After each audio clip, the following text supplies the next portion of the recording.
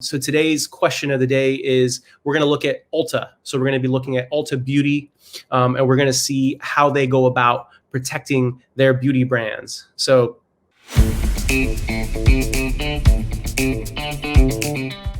first things first, we're going to be taking a look at Ulta Beauty. So as always, if you guys go to Ulta Beauty, you can Google it. All kinds of brands. This is a huge competitor to Sephora, as all you guys know. Sephora tends to get the credit of doing more of the high-end type of beauty and cosmetics, skincare, fragrances, products. Ulta Beauty also has some high-end brands as well, but their focus, they seem to have a broader range of products that they put out in terms of their target market. So let's jump into it. Let's see what we can discover just by looking at their trademark portfolio. As I always like to point out, it's a good idea to get a sense of exactly how to actually go about searching. So I started some initial searching already, but if you go to tsdr.uspto.gov, you'll be able to actually start the search process. And again, the reason why this is useful, I think, for you guys is that even if you're not in this particular industry, you can use this as a tactic as you guys go and research other markets, target markets that you might want to enter into. So we're going to go ahead and click on search trademarks. And then we're going to click on basic word search. So here, what you can do is you can search by owner. So let's go ahead and type in Ulta Beauty. Let's see what comes up and do a search. All right, so no records come up. That's probably because they're probably using their older name. So if you do a little research, what you'll discover is Ulta Salon was their earlier name. And this turns up 112 records.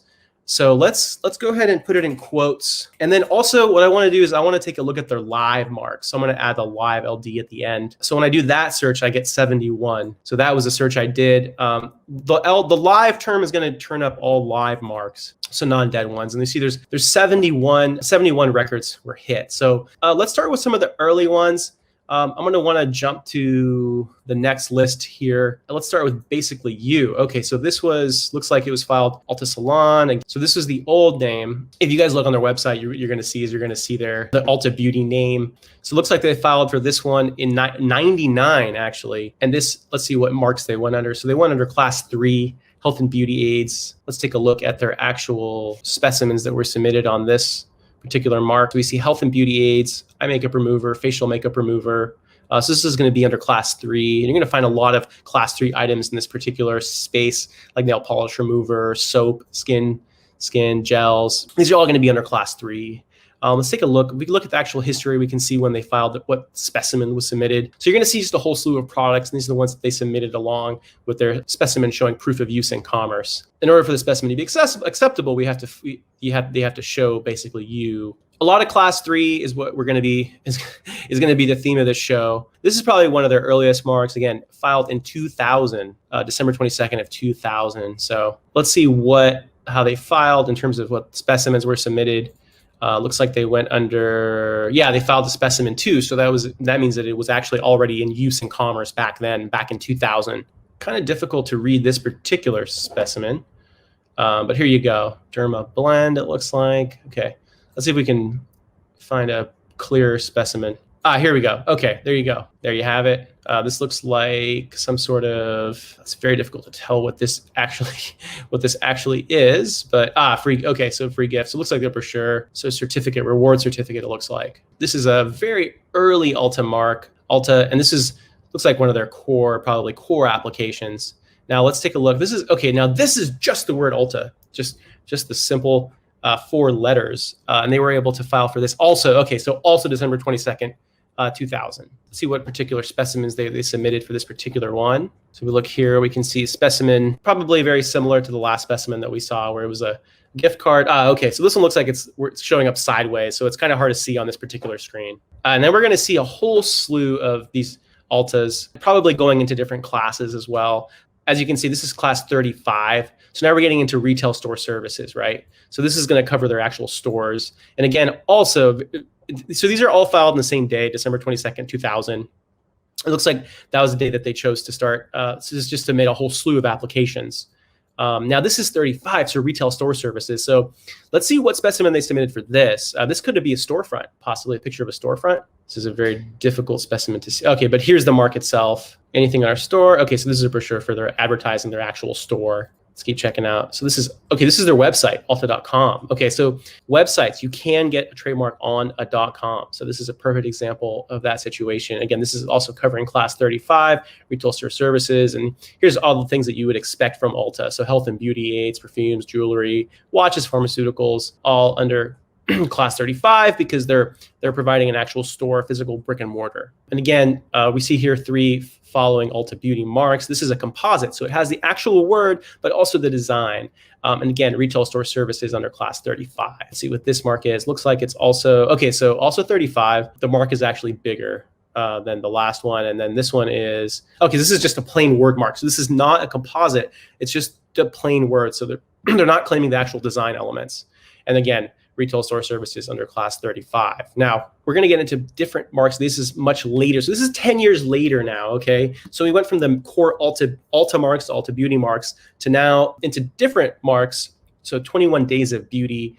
Let's look into a little bit about this one. So again, this is covering retail store services, but it's also covering salon services. So let's check those out. Looks like they already filed their renewal papers. So this mark, per the records that I see here, looks like is alive and well. So let's take a look at the specimen. So they submitted the specimen in 2018, so relatively recent. This is probably going to show us it is event. I see. Here we go. Here's another specimen. Let's take a look at that. That was submitted in 2016. There it is, 21 days of beauty. There you have it. All right, let's go back and check out what other interesting marks we can see. Ultimate Rewards. Okay, so this is their customer loyalty program. Okay, so already you've seen several interesting points about how this beauty brand is protecting their brand. It's not just their plain word mark. They also have composite where they actually have designs, but you also saw the Ulta.com mark that was also filed on. In addition, you now are seeing their loyalty rewards program. So this is yet another way that you can creatively begin protecting your brand. If, for example, if you have a brick and mortar store, customer loyalty programs are also protectable. And as you can see here, Ultimate Rewards, that playing on that pun. Let's take a look at what they submitted as a specimen. And again, they've already renewed it. So this is their first 60-year renewal, it looks like. And as you can see, this was filed in 2018. So some of you guys might recognize this, but again, there you go with Ultimate Rewards. Here you go up top, Ultimate Rewards, clearly front and center. So, and also up here, let's see what other interesting marks we can find. One thing that I noticed early on, okay, right here. So this is interesting because there's no words. Let's see what these are. So this looks like probably a design, possibly. Oh, okay. This is a really interesting mark. This is what's also referred to as a 3-dimensional configuration mark. So this is showing up right here, 3-dimensional configuration of a retail display case. So now they're actually protecting the look of their display case. This is really, really interesting. Let's take a look at the specimen that was submitted. And notice there's broken lines. That probably means that they're not covering the actual products. It's just the rack, the way it's organized and the way it appears to the consumer. So 3-dimensional configuration marks are extremely, extremely powerful. One of the reasons is that as long as they're able to show that this retail display case is a source identifier, it lives on indefinitely. Okay, so again, this is super interesting, guys, because as you can see, these slants, right? Let's see if I can zoom in here. But the slanted sections that you see here on the screen have text on them that actually indicates the goods that are actually showing up on the back. So if you notice, that's exactly what's shown here, where it's just it's empty, but in reality, it actually has descriptive text describing the actual goods that are on that particular rack. Super interesting. So this is a perfect example of a 3-dimensional configuration mark. And again, this is covering retail store services, pretty powerful way of protecting their displays, the way it's presented to the consumer. Okay, this one is a little difficult to actually see. Let's see if we can get more information. Sliding product display plates within 3 rows of a retail display case. Let's go and check out their actual specimen and what was actually submitted. Here you go. Okay, so this is really, really fascinating. So again, 3-dimensional configuration marks. This display, the way it appears to the consumer is what's being protected here by this trademark. And remember, this will last indefinitely. Let's see the actual specimen that was submitted. And again, renewal. So it's already been approved. Okay, and there you have it. There you have it. So this 3-dimensional configuration of this display is protected and owned by Ulta Beauty. We've already learned so much about how beauty brands are able to leverage the trademark system to protect their brand, not just in the typical conventional ways that you would think where it's just your name. No, we've already seen how they used a domain name, how they've used their loyalty rewards programs. And now what we're looking at here is how they're actually using their display. So the way that when the consumer walks into their store and sees goods displayed in a certain fashion, they know right away that they're in an Ulta Beauty store. So again, super powerful and really interesting. And part of the reason why this is so fascinating is because these marks will actually last indefinitely as long as they continue to use them in commerce. So this is beauty at play, again, retail store services, and again, beauty salon services. So we're going to be seeing a lot of class 35, a lot of class 44, and then a lot of class 3, which are going to cover the actual goods. And what you're going to see is you're going to see also a lot of other really, really interesting marks. Here they have Dare to be a more fabulous you. Okay, I want to talk about this for a second because this is a perfect example of a slogan, okay? So this is a slogan, Dare to be a more fabulous you. We get this asked all the time, is it possible to trademark a slogan? This is a prime example of how you can actually trademark a slogan. So it's covering beauty salon services. Let's take a look at what specimen they submitted to show actual use in commerce. Now, what's kind of interesting about this one is I saw there was a reminder to submit their renewal paperwork. So makes you wonder if this is possibly a brand they might scuttle. I don't know, but it's very, here it is. Dare to be a more fabulous you. So here you have it, your hair and skin experts. So it looks like a brochure. So super interesting, guys. You can learn a lot from the larger entities in terms of how they go about filing trademarks to protect their brands. So this is Beauty Steel. Again, this is covering retail store services. Pretty has its privileges. Again, another slogan, perfect example. Administration of customer loyalty programs. Again, so this is the second customer loyalty program mark that we've seen by Ulta. So super interesting. Happy, healthy hair starts at Ulta. Again, another slogan. And okay, and here is where you see the class 3 again, which is going to cover a lot of these beauty products are going to be under class 3. Now, here we're going to see the same mark. Maybe this is a composite, I'm guessing, where it actually has, yeah, exactly. So this has the visual and design elements. What you're going to see is a lot of the large companies, a lot of the large brands actually do true trademark applications. They'll do it on the word, and then they'll also do it on the logo, which has the word in a stylized design, or basically just the word by itself, and then in its setting as in the logo setting. If possible, the word mark is going to give you broader protection, but then it's also good to have the logo trademark itself. And again, class 35, again, another slogan, glowing, gorgeous skin starts at Ulta. Retail store services under class 35, where beauty loves you back, another slogan. So we're going to be seeing a lot of these slogans. Oh, and this is the customer loyalty program. Creative ways of protecting the customer loyalty programs. Look at trademarks, right? Ulta, perfect example. We've seen numerous examples already. As we scroll down, again, we're going backwards into time from the past to the present. And so a lot of these, they're already registered, obviously. And as you saw, I mean, some might get phased out. You don't know if they'll continue using it. All things beauty all in one place. Again, retail store services and salon services. So again, we've just seen class 35 and 44, 35, 44, very, very popular. We're going to probably see a lot of class 3 too, which are going to cover a lot of your actual cosmetic goods. So the glowing skin event, again, retail store services, gorgeous hair event, retail store services. And again, we're much later in time now. We're in 2016. As you recall, the very, very early marks that we saw for Ulta were filed back in 2000. Let's see, beauty gems. This is covering class 3. Again, a lot of the cosmetic products, as I said before.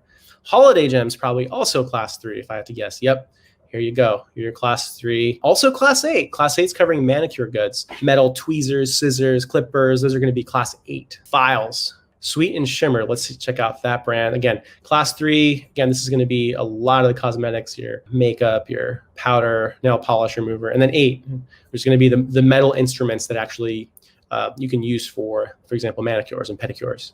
Again, filed in 2015, so we're advancing in time. Sweet and Shimmer, gift gorgeously. Let's check out this brand right here.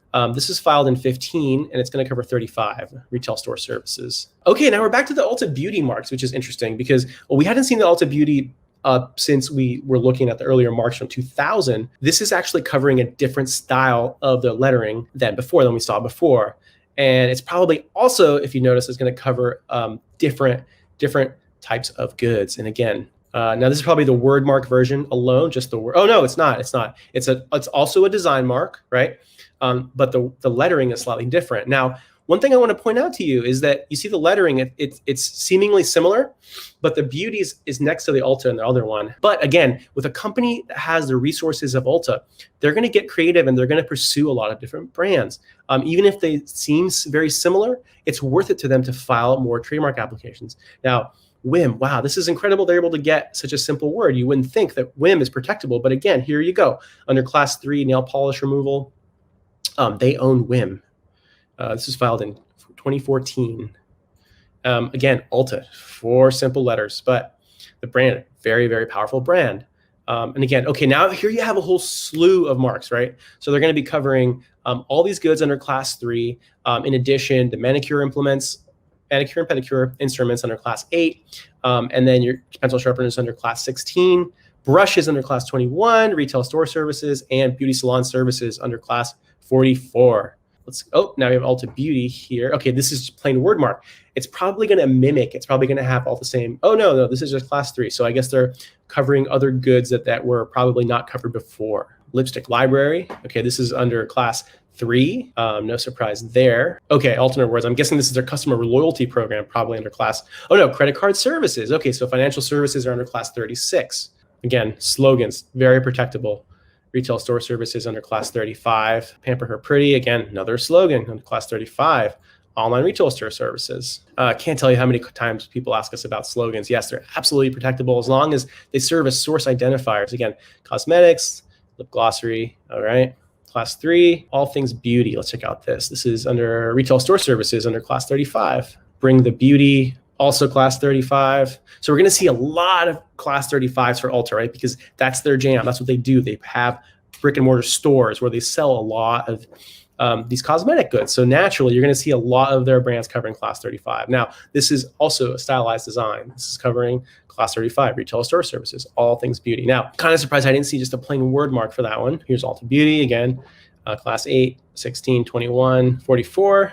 A little happily at Ulta Beauty, Class 35, retail store services. Let's check out Ulta Beauty Mix. Again, this is covering, so this online educational content is going to be under Class 41, and that's what we see here, online journals, blogs in the field of cosmetics, hair, and spa services. So just out of curiosity, let's take a look at that. I'm guessing it's probably going to show us, if we look at the specimen, we're probably going to see something like a blog page. Let's take a look at their specimen. It's filed in 2016. Yep, there you go. So yeah, so there you go.